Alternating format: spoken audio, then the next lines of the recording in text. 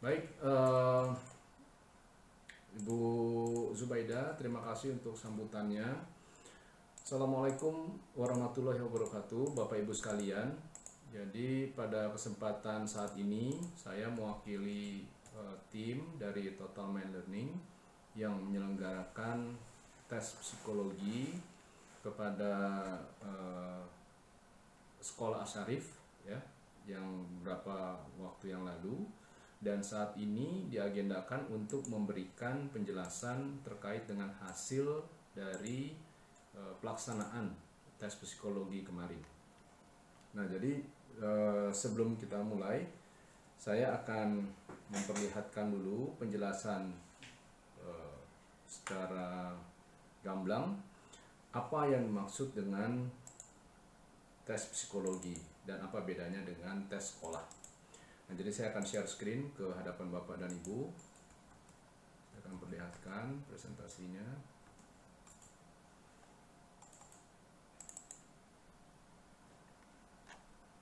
Ya, sudah terlihat ya Bapak Ibu ya? Ya. Bagaimana Bu? Maaf, pernah terdengar?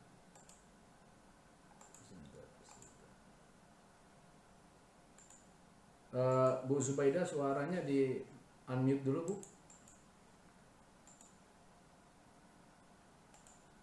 Bagaimana Ibu? Ya. Ya. Nah, tadi ada yang terlewat, jadi ternyata ada guru BK dari Manfaat Bu Titi Pak Yovan. Oh ya, baik. Ya, baik. Ya, itu aja. Saya Baik Bu. Ya, selamat siang juga untuk Bu Titi, perwakilan dari Manfaat.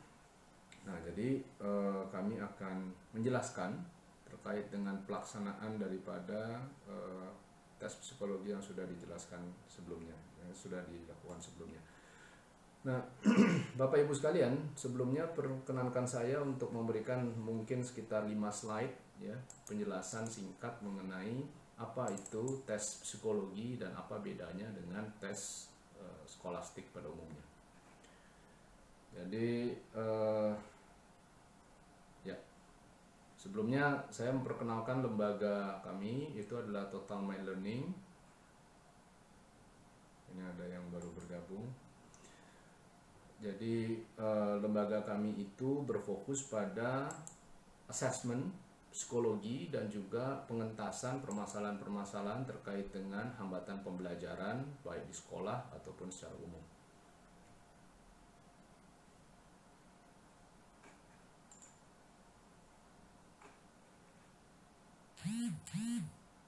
Ya. Adapun layanan kami seperti yang Bapak dan Ibu bisa lihat, itu ada corporate services, ada school services. Kalau layanan yang berbasis sekolah itu adalah asesmen pembelajaran, lalu kemudian coaching, terapi, ya, dan juga terkait dengan dari hasil asesmen ini, sekiranya memang ditemukan ada beberapa kendala, kami melakukan intervensi untuk memperbaiki kondisi daripada siswa yang bersangkutan. Nah, ini beberapa lembaga yang dulu dan beberapa sampai sekarang kami masih melakukan assessment. Nah, sekarang saya akan menjelaskan sekilas mengenai apa itu assessment. Jadi, Bapak Ibu sekalian, assessment dalam bidang psikologi itu tujuannya adalah memberikan potret. Jadi, memberikan potret, kata kuncinya ada di potret ya. Dan mengenai kondisi siswa dan terkait dengan kondisi siswa per saat ini atau relatif saat ini. Jadi kata kuncinya adalah potret siswa per saat ini. Dengan kata potret itu artinya dia menggambarkan apa sebenarnya kondisi real di lapangan terkait dengan siswa yang bersangkutan, dalam hal ini terkait dengan pembelajarannya. Dan kalau dikatakan relatif saat ini, jadi kalau sekiranya hasilnya dites kembali pada katakan misalnya 1 tahun berselang atau 2 tahun berselang, bisa terjadi kemungkinan hasilnya berbeda. Itulah sebabnya mengapa dikatakan bahwa tes psikologi ini sifatnya relatif, yaitu per saat ini, menggambarkan kondisi per saat ini. Nah, Kalau dibilang potret siswa, artinya karena ini adalah potret dan bukan kemampuan siswa, maka otomatis dia tidak bisa dibandingkan antar satu siswa dengan siswa yang lain. Jadi masing-masing akan ada kelebihannya sendiri, ada kekurangannya sendiri. Namun satu hal yang saya pastikan, kombinasi kelemahan dan kelebihan itu akan sangat berbeda dan unik daripada siswa ke siswa yang lain. Jadi dengan demikian hasil daripada tes psikologi ini tidak bisa dibandingkan dengan atau antar siswa, gitu ya. Itulah yang dimaksud dengan potret. Nah, potret ini kegunaannya adalah sebagai feedback untuk meningkatkan optimalitas pembelajaran siswa.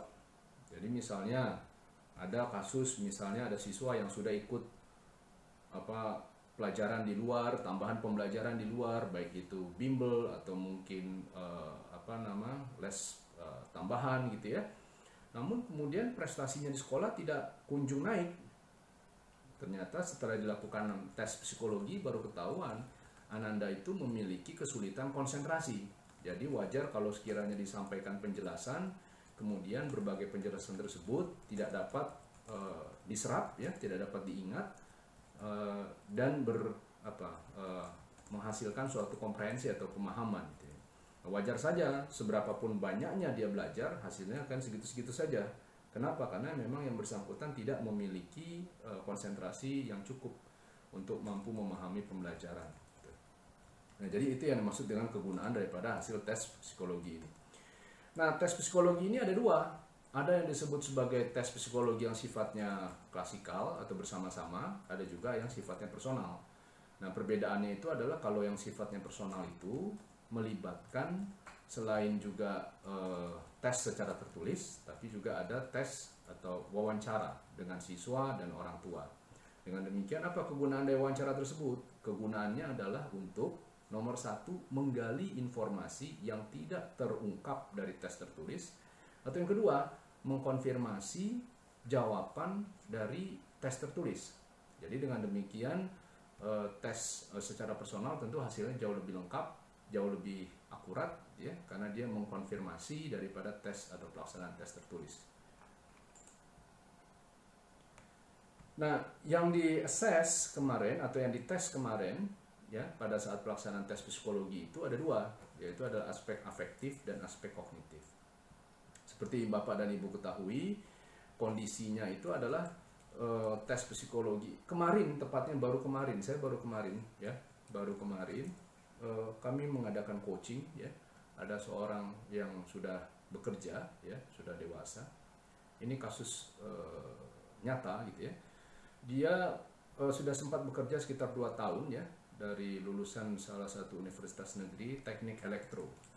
Prestasinya yang paling bawah, ya. Lalu kemudian dia bekerja di bidang keteknikan atas anjuran baik di pekerjaan maupun di perkuliahan orang tuanya. Jadi orang tuanya yang memilihkan dia kuliah di mana gitu ya. Lalu kemudian dia itu bekerja di bidang apa gitu ya. Nah, prestasi di perkuliahan dia menyadari bahwa dia itu berada pada kondisi yang paling rendah. Demikian juga di pekerjaan yang dia lakukan. Jadi dia sangat tidak termotivasi, bahkan cenderung dia tuh tidak nyaman di tempat dia bekerja saat ini. Dan dia datang itu adalah untuk bagaimana nih cara saya merubah mindset saya. Setelah kita melakukan tes psikologi kepada yang bersangkutan, ternyata kita baru tahu bahwa sebenarnya teknik elektro atau bidang keteknikan tidak ada satupun atau tidak tercermin di kediriannya dia, di kepribadian beliau. Beliau lebih condong kepada aspek kemanusiaan, ya, artinya humanity gitu. Jadi hal-hal yang sifatnya itu adalah sosial gitu ya. Nah, itulah sebabnya mengapa wajar kalau si fulan ini tidak merasa nyaman di pekerjaannya. Memaksakan diri seperti itu akibatnya akan dia kelelahan secara fisik maupun secara mental. Nah, itu yang poin yang mau saya sampaikan, artinya tes psikologi ini adalah investasi jangka panjang. Jadi dengan kita sudah mengetahui kemana minat daripada Ananda, kepribadian daripada Ananda, dan kemampuan daripada Ananda, diharapkan kita bisa melakukan perencanaan yang jauh lebih matang terkait dengan masa depan daripada Ananda yang bersangkutan. Jadi bisa diajak diskusi juga gitu. Karena kecondongannya ini kan adalah bahwa orang tua itu lebih tahu daripada siswa gitu ya. Namun juga yang tidak boleh dikesampingkan, ada kalanya dalam kondisi orang tua lebih tahu daripada siswa, ego orang tua atau keinginan atau harapan orang tua terproyeksikan kepada siswa tanpa disadari. Nah, dalam kasus yang kemarin itu adalah dia tidak nyaman dengan teknik elektro, tapi dia masuk ke teknik elektro. Oh, ada hal yang menarik lagi, ternyata SMA-nya pun IPS. Tapi karena satu dan lain hal, mungkin dia belajar dan lain-lain saya kurang paham gitu ya, dia bisa pindah ke teknik elektro walaupun SMA-nya itu adalah IPS. Yang kedua, daripada kalau itu jangka panjangnya, kalau kegunaan asesmen atau tes psikologi, katakan misalnya untuk siswa kelas 10, berarti adalah untuk penjurusan IPA atau IPS gitu.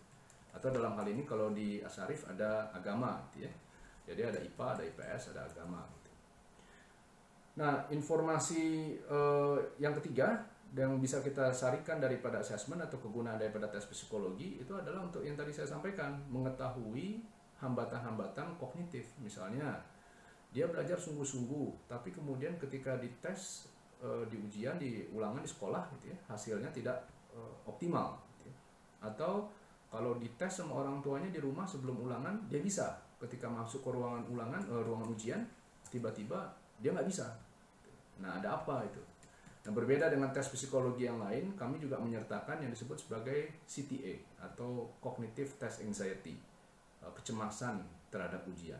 Jadi ada kalanya selain kita menguji kemampuan daya ingat, konsentrasi, komprehensi, ada kalanya juga penting buat kita untuk menguji apakah siswa yang bersangkutan mampu menghandle, mampu mengatasi, mampu mengendalikan rasa cemasnya, utamanya pada saat-saat evaluasi gitu ya. Apakah ulangan akhir, ulangan harian gitu ya, apalagi ulangan masuk ke perguruan tinggi gitu ya, ujian masuk perguruan tinggi.